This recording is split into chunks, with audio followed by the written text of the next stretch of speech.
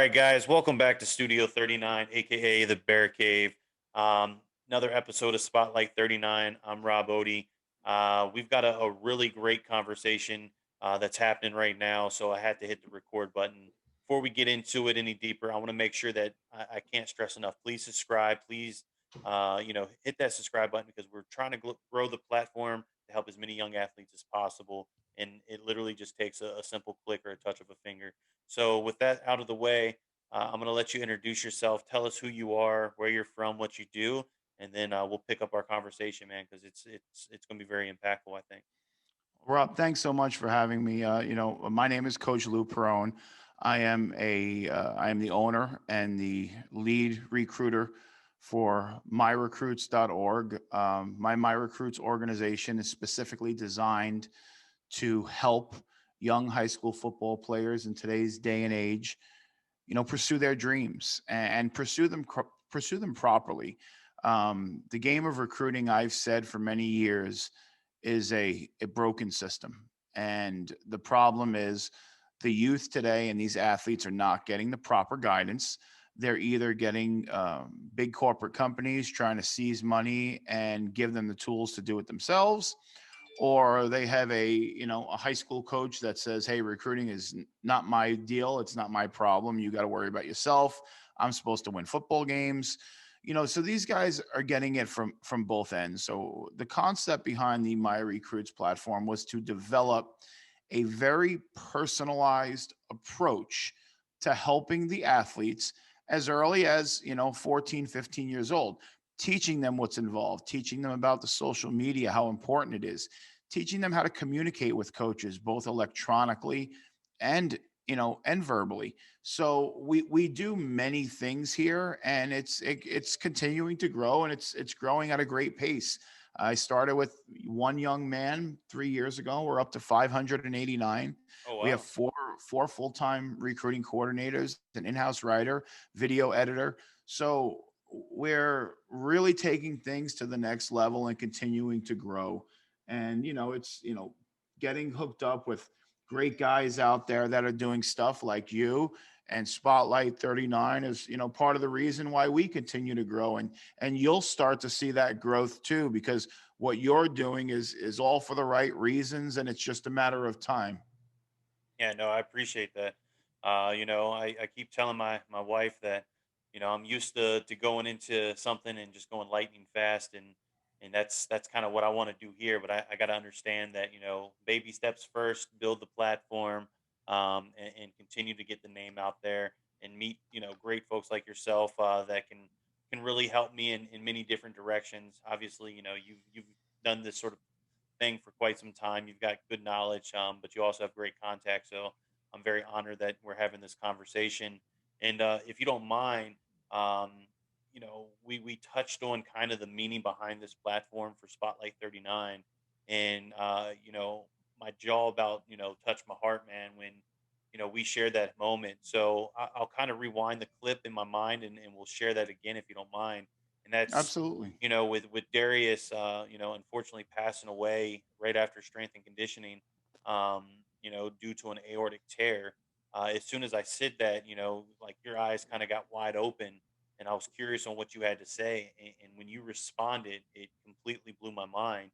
And if you don't mind sharing with the audience, kind of what your experience is with that, and maybe we could help build some additional awareness that may not be there because like you said, a simple chest x-ray, maybe a glass of water and a retest, um, he could still be here, and that's impactful and that's super powerful, and to be honest, kind of has me choked up right now, Oh, but I mean, I, it's I'll it's let you take crazy. the lead there, I man. mean, the Lord works in mysterious ways. I'm choked up too, and it's your show. I mean, the reality of it is, you know, we just connected on Twitter. Yeah. You've built this Spotlight 39 podcast in memory of Darius. I don't know anything about Darius going into 5 minutes ago into signing on. It was just, hey, coach, love to have you on my podcast. I do a bunch of them. So I thought it was going to be another opportunity where we jump on. We talk about high school football recruiting and things out there. I've got an established audience. help you build things. And it is what it is, and we make a connection, and we're out there. But I started to ask questions for the listeners that are listening to this, and well, what are you doing the podcast for? What about Darius? And then you told me, Darius was your cousin, and the whole story, and he passed away from a something that is very undetectable, that is a silent killer.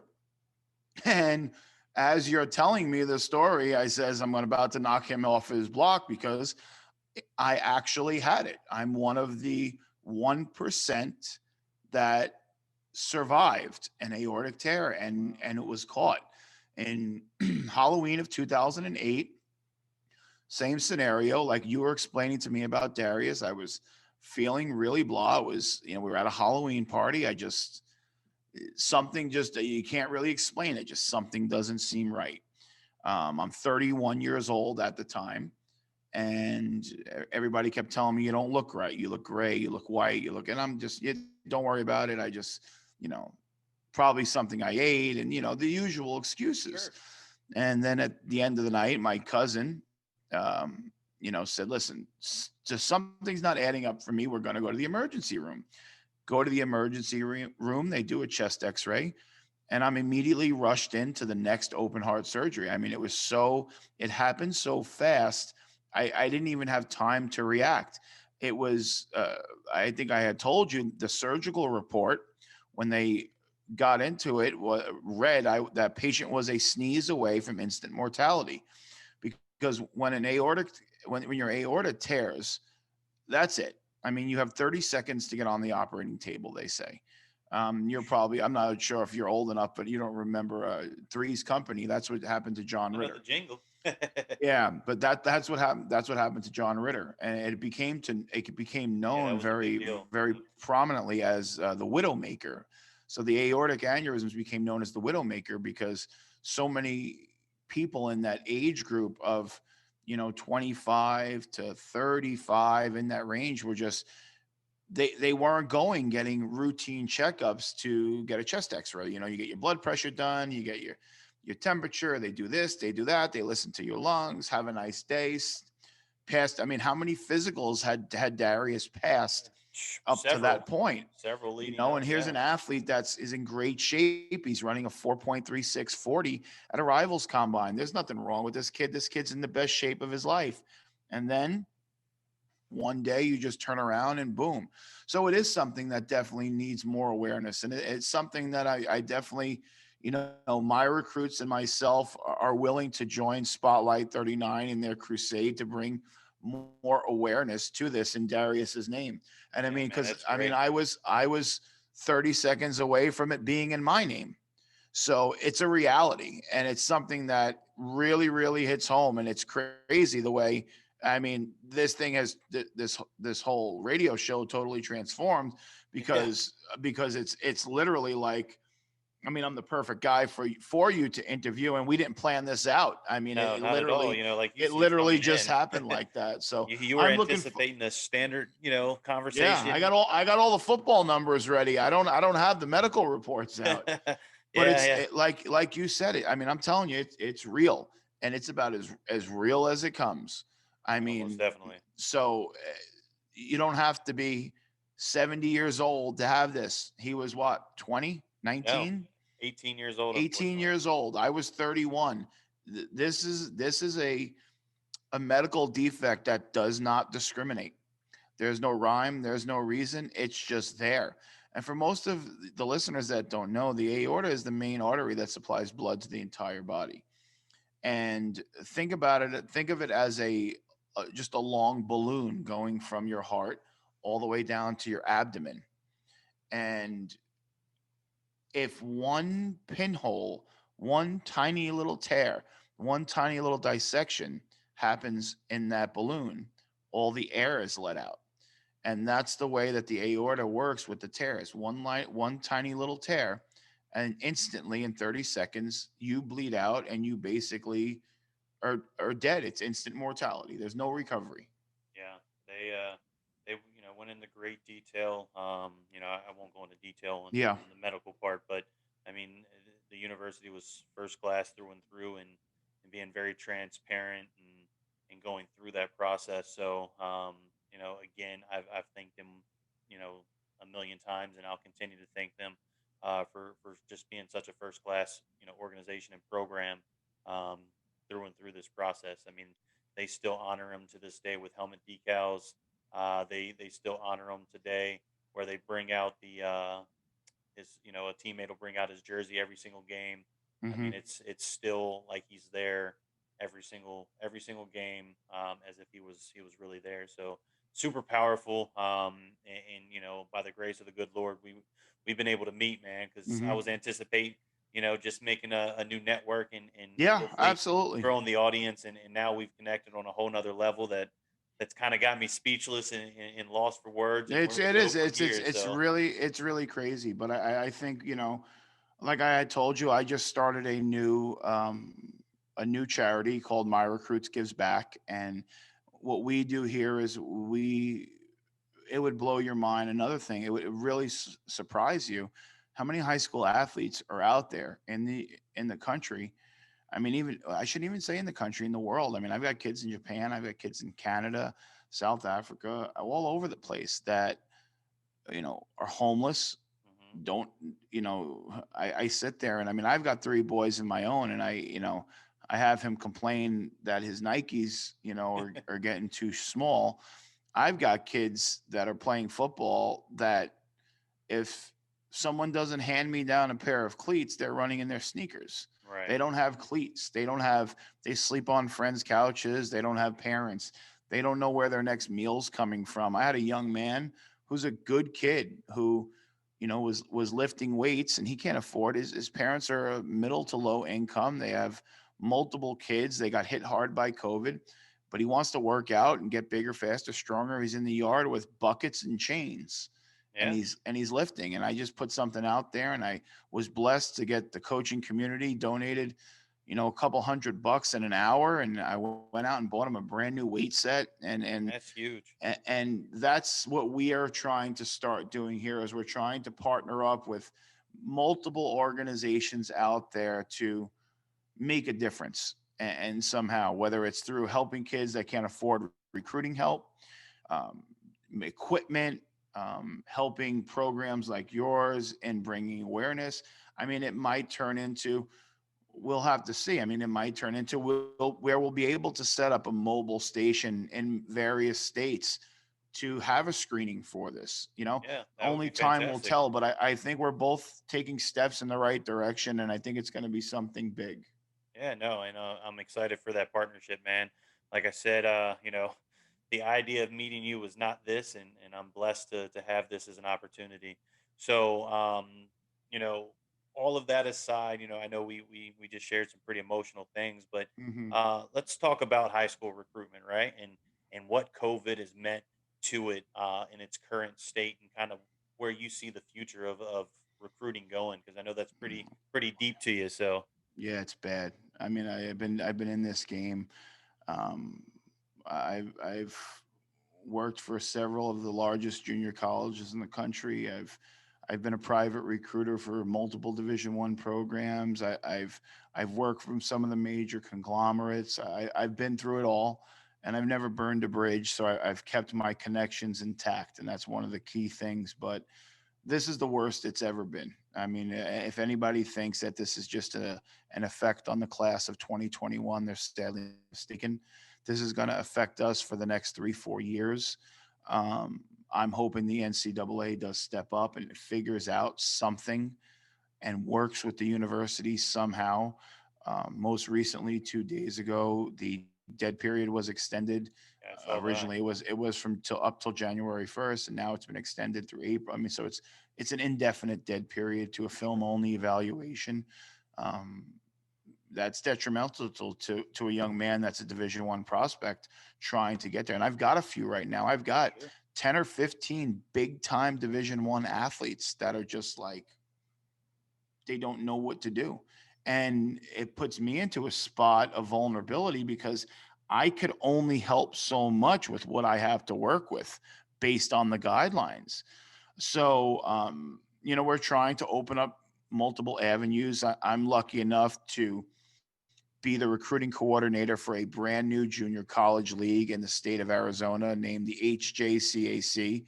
Awesome. HJCAC.com. You can look at her on Twitter at HJCAC. We've got 4 teams. Next year, we'll be going to a fifth, possibly a sixth team.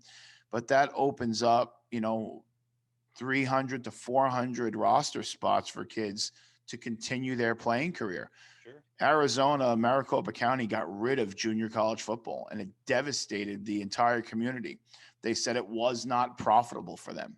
Really. And we were blessed with a couple of local coaches and business owners getting together and saying, we're not going to accept this as an answer. And they were able to get the HJCAC league back on its feet. Well, they were able to create it and get Maricopa County from a junior college standpoint back on its feet. And it's thriving right now. We placed, I think we had over 10 million maybe in scholarships last year. Oh We've wow. already surpassed that. We are really firing on all cylinders. They've brought me in to help out with some outbound recruiting, consulting, and placement. So that's been effective. And we're hoping to have a 100% placement rate out of here. But it's a two-way sword. Players and on the other hand, are going to have to realize, Rob, they're really going to have to realize that you cannot take a Division 1 or bust mentality into playing college football. No, definitely You not. I have try to to you stress you that. you Yep. have to look at all of the options. I've got some of the best NAIA programs in the country that some of my friends are now coaching, some of the best D2 programs in the country.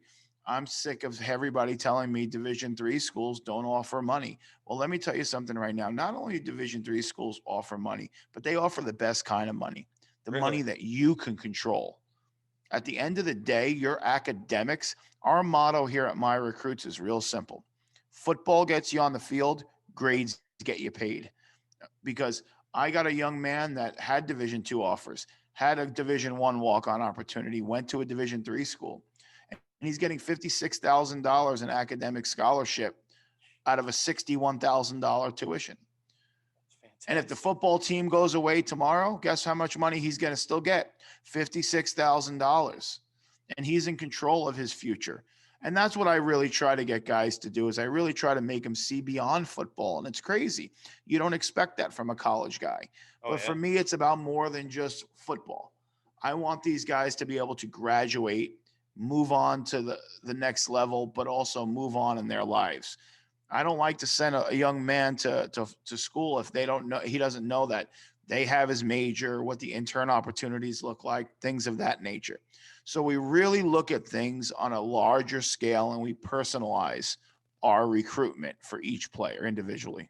Yeah. No, that's fantastic. I mean, pretty in line with the my idea behind who I talk to on the show, right? So obviously, I've talked to a lot of high school athletes, but then I've talked to some college athletes and some former college athletes, some of which are now in the NFL, and I've had a Mm-hmm. couple of those on the show, but one stands out every single time, and that's episode 3 with Jeff Devon, and he was the team captain for UMaine 2018, 2019 on the defensive side, and had a hell of amount of talent, but opted to go to the workforce rather than pursue the pro world.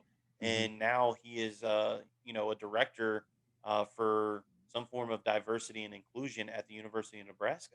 So he's taken on a really phenomenal role, and that's what I try to tell these kids that you know be open minded, and much like I told Darius with Maine, be open minded, listen to what they have to say, because at the end of the day, it's going to be what's best for you and your future. Everybody's road to success, is differently. Nobody's going to take that same path to wherever their success is, because I measure success one way, you measure it another. But at the end of the day, success is success, and an NAIA, a JUCO, a D3, D2, D1, they can all lead you in a very successful path. You just have Mm-hmm. to be open minded and understand that sure we all want to play in the NFL or play in the NBA and play in the big leagues, but the reality is a very, very, very small percentage has that come true. So you've got to look at where your future is going to take you, and that's what I try to stress to these young athletes that make sure you're just as talented in the classroom as you are on the field, because your talent will only take you so far. And that's in line with exactly what you just said. So that's awesome.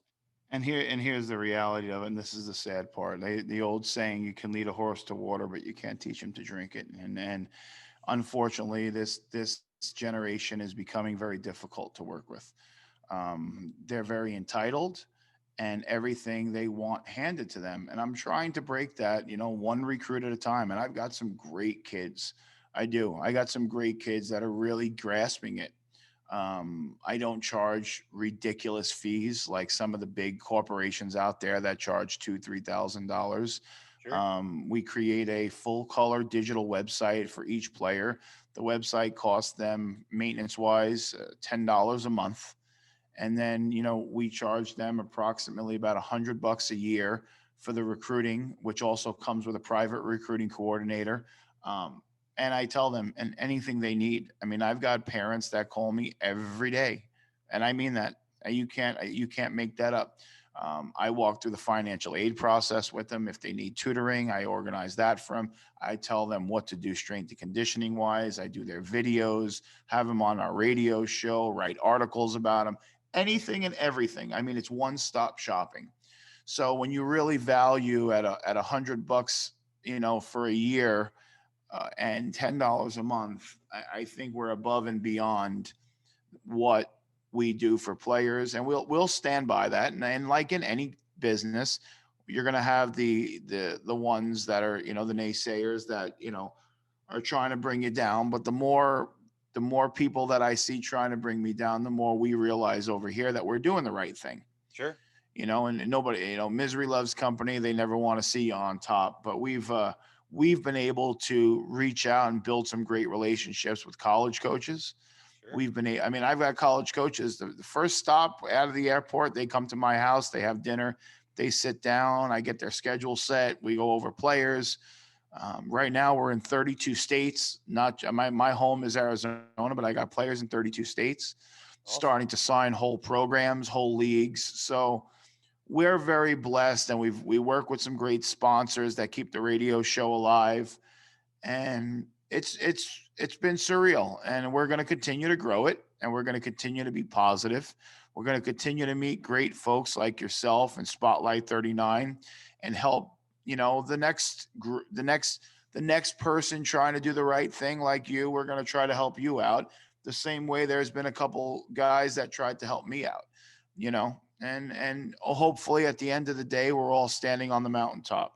Yeah, no, definitely. I mean, I am, I post it in the description of every video. I am very open to any and all help that I can get, because my end goal is very clear, that I want to help all these young athletes. I wish I could help them all together all at one time, but obviously that's not reality.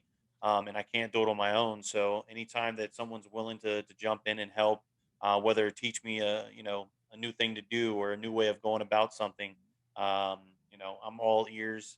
But the idea behind it comes straight from the heart, and I think that's going to take it pretty far. At least that's my hope, and I think we can really impact a lot of young athletes' lives going forward. And I'm not just limited to football. It might be a football logo ish, and that's solely because that's what he played.